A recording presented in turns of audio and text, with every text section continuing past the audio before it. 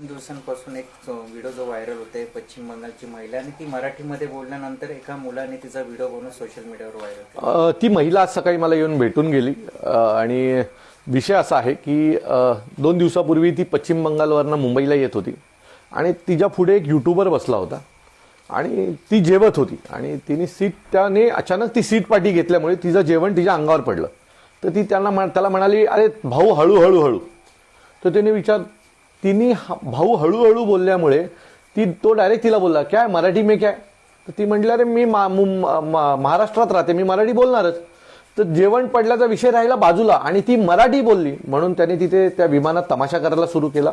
त्या महिलेला अतिशय वाईट पद्धतीने घाणेरड्या भाषेत तो तिच्याशी बोलायला सुरू केलं आणि तिथेच न थांबता तिचे यूट्यूबला व्हिडिओज बनवले आणि ते त्यांनी सगळीकडे व्हायरल केले आणि त्यामुळे त्या बाईला एवढा मनस्ताप झालेला या सगळ्या गोष्टीचा की तिला करावीशी की अशी तिची परिस्थिती तिने आणून ठेवलेली आहे। तिची नोकरी गेली, ती जिथे भाड्याने राहत होती तिथनं तिला घर खाली करण्यास सांगण्यात आलं। सो या मुलाला महाराष्ट्र नवनिर्माण सेना सोडणार नाही।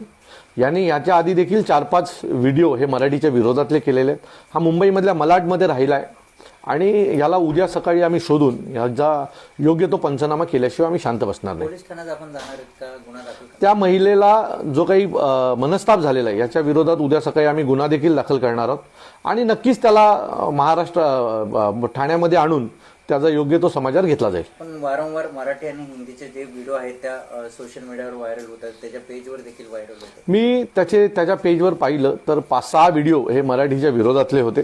त्याची मानसिकताच मराठीच्या विरोधातली आहे आणि त्याच्यामुळे मला असं वाटतं की अशी मानसिकता एकदा ठेचलीच पाहिजे।